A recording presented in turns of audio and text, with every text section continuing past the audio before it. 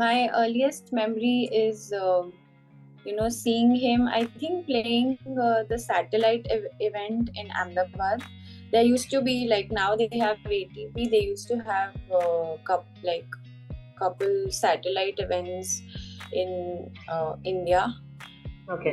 This I'm talking when I don't remember if I started playing. Probably I had, but in Ahmedabad, because the tennis academy where I started playing the tennis courts is right behind my house, and Well, that's where it used to happen. And all these players used to come there for the tournament, and that's the very first memory I remember. Probably going for his match with my parents and with my brother, and getting an autograph. Yeah. Earliest memory of Leander, as a tennis player, as a legend was in 1996. So that is the year I actually started playing tennis. okay. So, and it was the same year that he won the Olympic medal also for India. So that was my first memory of Leander, and I still those and we were trying to copy what Leander was doing on court, and we're really excited to play the sport that he achieved so much in that year. So that was my first memory of him, and the first time I met him was in 2008, 2009. I was the reserve of the Davis Cup team, or rather, I was one of the practice junior players. I had won the Grasscourt Nationals that year, and then I was a part of the Davis Cup squad. And I mean, I was just waiting for Leander to come in for his practice, and that's when I met him for the first time. And I still have that picture with me, and occasionally I actually do share that picture with Leander as well. I mean, I'm having this huge smile on my face that I got a picture with Leander. So yeah, these are my earliest initial meetings and memories of him. Okay. Probably when I was 16 or 17, I'd say, and he was already world famous, and I think he had already won his bronze medal by that point. And we were at TLTA in Delhi, Yeah. and with a few students, not students. I think we were all there for a tournament, if I remember correctly. We were all there for a tournament, and he was there to come and either hit with us or get a hit, or and yeah, so we knocked a few balls around then. I was probably 15 or 16. Was when he was in the Davis Cup team and I rejoined the Davis Cup team. This was in 1990 in Jaipur. That was the first time we all got together as a team. And that was the first time I remember. But he had told me that he had been a ball boy much earlier when we had played Davis Cup in Calcutta. I can't say I remember that. No, I didn't know Leander back then. So as far as I'm concerned, it was 1990 in, I forget, March or April. I forget. I'll have to look at the dates. Well, I think the Davis Cup tie in France was special. We came down, we were playing France on red clay. We came down, and I think that was one of his best performances in Davis Cup. He won both of his singles, which was fantastic. Yeah. So I don't think Leander's performance at the Davis Cup or when he played for the country is underappreciated by the tennis community. Or rather, I would say it's underappreciated by the general public. But the tennis community really knows that he brings out something really special when he's playing for the country. And I mean, his intensity when he plays a team sport, again, tennis is a completely individual sport, but playing for the country like a Davis Cup or an Asian Games or Olympics, and it becomes more like a team aspect. You're playing for the nation, not just for yourself, and that brings out a lot of emotions in him, and that's just incredible that he's making those volleys that you would never even imagine humanly possible, and that was something beautiful. And I still remember in 2016. So I mean, I played with. I had the opportunity to play alongside Leander before as well. But in 2016, we were playing this, Davis Cup tie against New Zealand in Pune, and I mean, just before the tie, you have the national anthem play up as host, and then of course it's an incredible feeling. It's a goosebump feeling standing over there, and you hear the national anthem play because of you, and it just brings out a lot of adrenaline. And I was standing, and Leander was beside me, and I could see Leander in tears, and he was so emotional. And I mean, for me, I haven't played like as many Davis Cups, but every single time he's on court, he has that emotion, and I'm like, man, this guy is, he's staring up right now, and he has to. And we were just going to play our doubles at that time, and I was like, how is he going to, come back? How is he going to, channel up that energy, getting onto the tennis court? And in just like 5 minutes after that,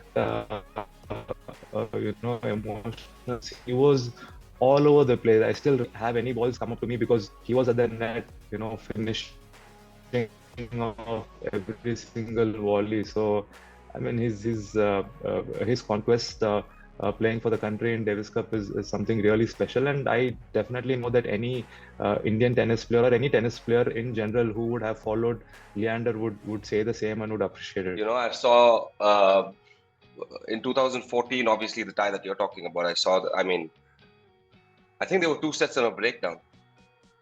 I think there were 2 sets and a breakdown, and I mean, that's a deep hole.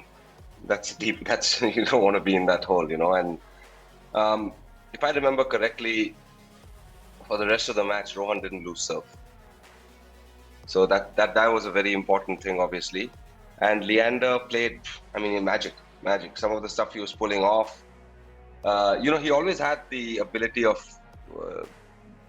his game rising to the occasion. That was always really fun to watch him do that. It was a very, very memorable tie. Very unfortunate that we lost it, obviously, because I came out the next day, played, I don't remember if I was up 2 sets. I think I might have been down 2 sets to 1. I think I might have snuck out the second and the fourth sets, and then somehow won the fifth, and then I think the match went to Monday, didn't it? There was rain, and it went to Monday. Yeah, and we thought Yuki had a chance against Krajinovic, but Krajinovic was, better on that day. So yeah, I remember a lot of matches where obviously Leander upped his level. One of them was that match. What else did he do? Who did he play? He played incredible in the Brazil tie. The Brazil tie also, we were down 2-love in 2010. That was in Chennai. Him and Mahesh, I think at that time were on a run of 24, 25 ties that they'd won continuously, and they beat Melo Suarez. Melo Suarez, I think later on, and not too long from then, were probably the top 2, 3, 4 teams in the world, and they beat Melo Suarez like straight sets like no tomorrow. And that was actually the only tie in our history, if I remember correctly, that we won from 2-0 down. Oh. I think I lost on the first day. Rohan lost on the first day first. I think had 4 match points and lost. I lost the second match. Both of us lost in 5 sets. Then the boys won the doubles. I beat Bellucci after Bellucci retired after I was up a set in a break. So I was on the way to victory anyway. And his nose was bleeding, I think. It was so hot in Chennai that year. And Rohan came out and beat Ricardo Melo. Yeah. So yeah, I remember that match as well. But I remember a lot of good ties. I think to be completely fair, I think some of Leander's best ties were probably in the mid-90s. I've heard a lot about the Frejus tie, where he was still playing singles. Yeah. I heard a lot about that guy where, the guy, I think, took out Andre Leconte and Clay, took out the French, Yeah, he managed to beat the higher ranked singles players, no? Right? In Davis. right. Yeah, but I think a lot of those heroics happened kind of in the mid-90s, earlier on in his career, and by the time I came in, it was 2008. I think Yeah. by 2008, he had already stopped playing singles pretty much. He was just playing doubles. I don't know. For me, it was different things. To be honest with you, for me, it was the electricity that he played with. The fact that he was playing singles. The fact that he was top 100 in singles and also obviously winning slams in doubles. Those are the things that drew me to him. As a young player or a young fan, early on, the energy that he came out with, the electricity and the quick hands, the volleys, the speed and the fire, and the fact that he got the crowd going, and so yeah, that kind of stuff was always unbelievable. One thing that comes to my mind immediately is his reflexes, and he's won so many Grand Slams, his achievements at the Olympics. So I think his net game and how quick he is. I mean, Lee's one of a kind. Lee's a hell of a player, and they just don't make him like him anymore. You have to, you have to remember some of the things that the guy has done. The guy is probably one of the best crossers the doubles game has ever seen. Yeah. Probably one of the best net players the doubles game has ever seen. And he was doing this at well into his 40s. The quickness, the anticipation, the way he saw the ball, the way he read the game, the class that he had with his hands was, it's very, very tough to believe that, we'll have another Leander. Because, to be honest, the world doesn't. Leave India aside, you can go and ask any of the other players that have played against him, globally, and from people from the Bryan brothers to, the Woodies or whoever it is. The stuff that Leander could do in important moments in the tennis court it's very, very hard to teach that. It's very, very, very hard to teach that. It's almost unteachable. So yeah, I don't. I just think to create another player like that, it's just too hard. A lot of things have to fall right. Also, obviously, tennis has changed.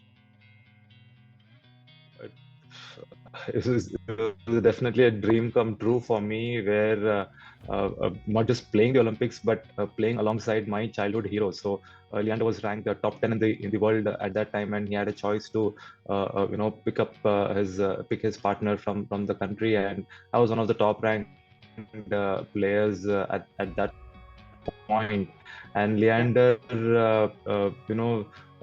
we've kind of been in touch since 2008, 2009, since the first time I actually met him, during Davis Cup, and not only just Leander, but his team as well, with his physical trainer, with his dad, Wes uncle as well. I was in constant game, and he really felt that I had a really big game to do well on the international circuit. And when he had the opportunity, he really believed and trusted in my game, and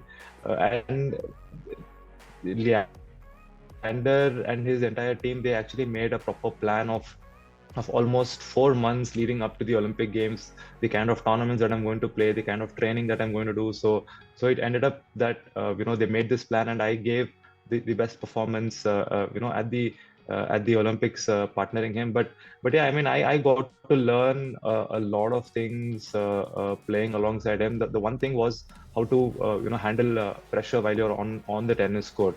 So that is something which is great of him. He does that really good. And for me, I put few players in a different kind of league. So I would say Leander, Dhoni, Sania, they all are made differently. Sometimes even now, I mean, I can be very honest to say, sometimes when I'm feeling under pressure, especially when I'm playing doubles, I'm like, okay, let the opponent hit the ball to my partner. You know, that's what you kind of have at that instinct. But with Leander, it's the other way around. When he first, he's always looking to cross. He's always like, I have this. He has this feeling that I have this opportunity to rise above this feeling of pressure that I'm having. It's not that he doesn't feel pressure. Probably he feels more than any of us we would feel pressure. But then the way he rises up to the occasion, that's something A incredible. courageous player. So in a tough situation, he didn't back off. He was quite happy to meet the challenge. I think that is what really was the most impressive part of him. When the situation got tough, no, he was, got him going. I think adrenaline would flow, and he was quite happy to be in that situation. Well, again, he was charged up. He was able to rise to the occasion, play above himself consistently, and I think it also suited his temperament of one match on the main court with all attention rather than.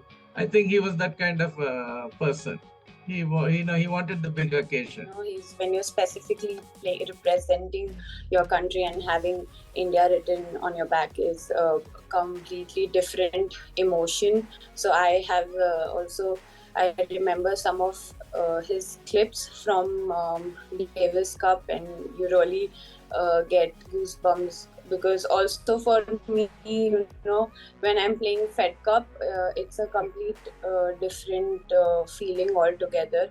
So I get that, and I understand, and I think it's also the kind of pressure it brings, because you're playing for the country, and that's why I feel that it gets the best out of you. I just want to say I hope this day brings the best. Wishing you a very happy birthday, and I think it goes without saying what an inspiration and motivation you have been for so many Indians, for so many tennis players, and definitely that Olympic medal motivates a lot of youngsters, a lot of sports person. So again, wishing you a very happy day. I literally have no words for it. I mean, I would just wish him a really. I wish Leander a very happy birthday, and just keep inspiring all of us, just like the way you do. And he definitely knows that age is just a number. 50 is just a number, and he's really really young at heart. And when he mingles around with us, mingles around with the young ones, I still remember one of the later Davis Cup ties, where I was one of the oldies in the team. Leander was also there, and we had these young, players who are in the practice team, and he just gelled along with them like really easy. So that's where he is. He's really young at heart, and I wish he could play some tennis, and that would be my wish for Leander, that I would want him to see on the tennis court again. I mean, Leander is one of the most entertaining players that India has ever seen. He's one of the most emotionally entertaining players that India has ever seen. He's been a huge part of tennis in India. I mean, ever since I can remember tennis in India. And, so for that, I mean, I always wish him well. He's always been incredibly, what can I say, fun to be around, entertaining, and it's just it's crazy to believe that he's turning 50, because I know that he's always interested in other things, whether it's movies or playing golf or whatever else it is. So wish him all the very best for whatever he decides that he wants to do, and look forward to seeing what he's doing next, because everyone's always interested in Leander. Yeah.